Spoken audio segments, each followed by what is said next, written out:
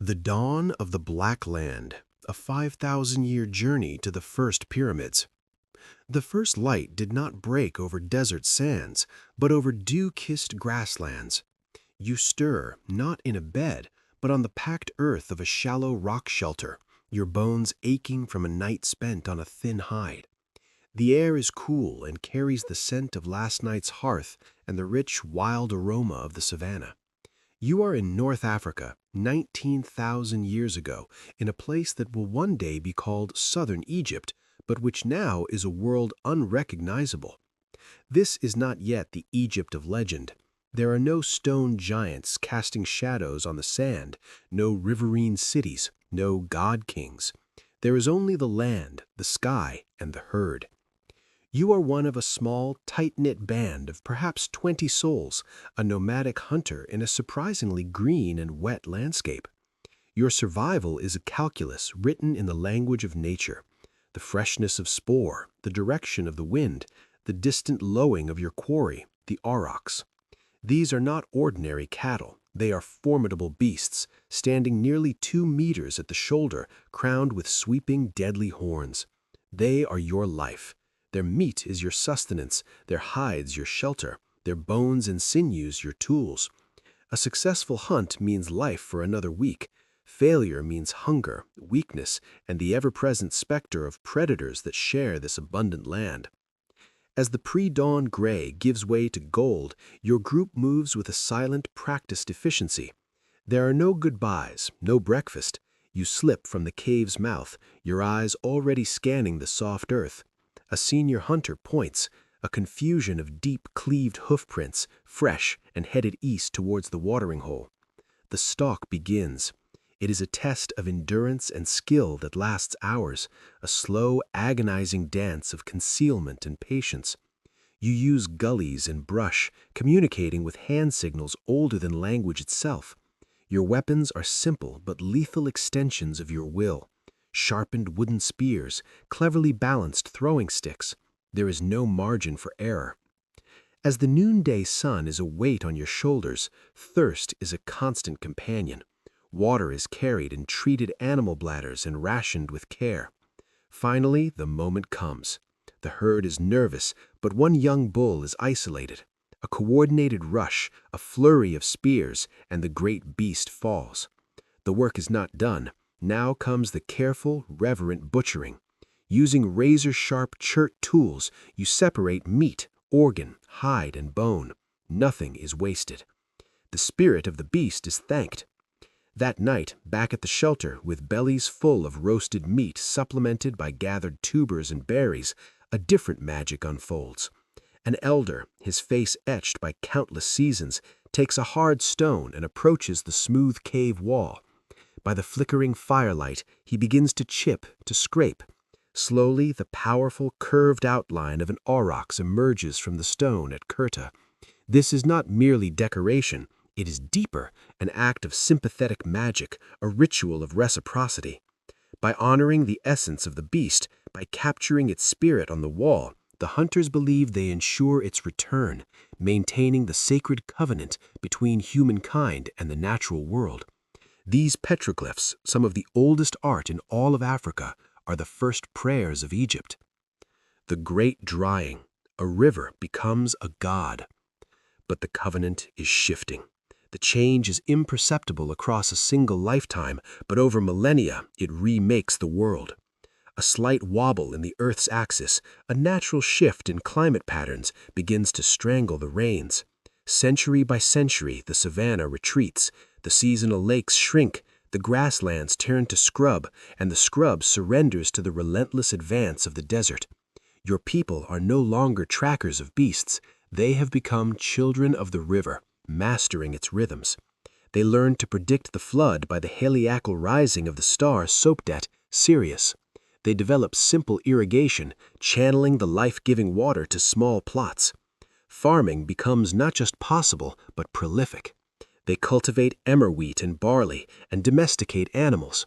For the first time, food is produced in surplus. This single change unlocked human potential. Not every pair of hands is needed in the field. Specialization is born. Some become expert potters, crafting vessels for storage and ceremony. Others master weaving, creating linen from flax. Some focus on tool-making, grinding exquisite stone axes and knives. Villages of reed and mud brick rise along the high banks, safe from the flood's reach. With permanent homes and ancestors buried nearby, a new, profound relationship with death emerges. The Egyptians make a startling observation.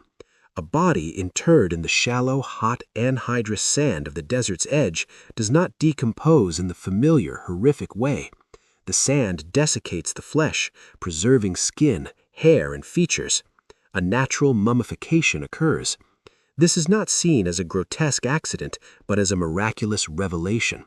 It suggests that the body could endure, and if the body endures, perhaps the essence of the person, the Ka, life force, the Ba, personality, and the Ak, glorified spirit, could too. The seed of a monumental belief is planted. Death is not an end, but a transition to an eternal state, and the preserved body is the crucial vessel for that journey. The two lands and the God King. Over centuries, these riverside villages coalesce into powerful regional cultures. Two become dominant, shaped by the river's flow. In the south, Upper Egypt, the Nile Valley, develops a culture symbolized by the white lotus and the tall white headjet crown. Its people are seen as disciplined and traditional. In the north, Upper Egypt, the Delta, developed around the papyrus thickets, symbolized by the red deshret crown. Their culture is more cosmopolitan, open to trade across the Mediterranean. They are the two lands, and their rivalry is inevitable. The clash and its resolution are immortalized on a single ceremonial object, the Narmer palette, circa 3100 BC. On one side, the towering figure of King Narmer of Upper Egypt, wearing the white crown, grips the hair of a kneeling northern enemy, preparing to strike with a mace. Below them, two vanquished foes flee. On the reverse, Narmer, now wearing the red crown of the north, parades before the decapitated bodies of his foes, unified and triumphant. Hieroglyphics spell out his name. This is more than a victory monument. It is a founding document. Narmer has not just won a battle, he has performed a cosmic act, merging the duality of Egypt into a single sacred whole. He becomes the first pharaoh, the earthly embodiment of the god Horus, the guarantor of Ma'at, the divine order of truth, balance, and harmony that held chaos at bay. The world's first nation-state is born. The architect of eternity, the Step Pyramid. For centuries, the pharaohs were buried in mastabas, large, flat-roofed, rectangular mud brick tombs. But around 2670 BC, a revolutionary mind changes everything. For Pharaoh Djoser, his visionary architect Imhotep conceived something never before attempted. Instead of a single mastaba, why not stack them? He designed a colossal stone structure at Saqqara, 6 mastabas of decreasing size placed one upon the other, reaching for the sky. The Step Pyramid is born. The achievement is staggering. Imhotep had to invent large-scale stone construction from scratch. Quarrying, transporting, and positioning massive limestone blocks required unprecedented engineering and logistics. The result was a monument over 60 meters tall, surrounded by a vast complex of courtyards, temples, and shrines. A veritable city of the dead, designed as an eternal palace for the king's Ka. Imhotep, a commoner whose genius elevated him to the highest offices, was later deified as a god of wisdom and medicine. The pyramid was not just a tomb, it was a resurrection machine, a stairway for the divine pharaoh to ascend and join the circumpolar stars, the imperishable ones. The Zenith, the pyramid builders of Giza. The Step Pyramid was the prototype. Its ultimate expression came a century later on the Giza Plateau. Here, the 4th dynasty pharaohs unleashed a building frenzy that has never been equaled in its audacity. Pharaoh Khufu, or Cheops, initiated the Great Pyramid. The numbers still defy comprehension. Approximately 2.3 million limestone blocks, averaging 2.5 tons each, with some granite monoliths in the burial chamber weighing over 80 tons. It rose to 146 meters. its sides aligned with near-perfect precision to the cardinal points. For nearly 4,000 years, it would remain the tallest man-made structure on Earth. The popular image of whip-driven slaves building these monuments is a myth perpetuated by later historians like Herodotus. Archaeological evidence from workers' towns at Giza reveals a different story. A rotating workforce of perhaps 20,000 to 30,000 skilled laborers, stonemasons, engineers, and support staff were employed, largely during the Akhet inundation season when farming was impossible. They were not slaves, they were corvée laborers fulfilling a national religious duty. In return, the state provided for them exceptionally well.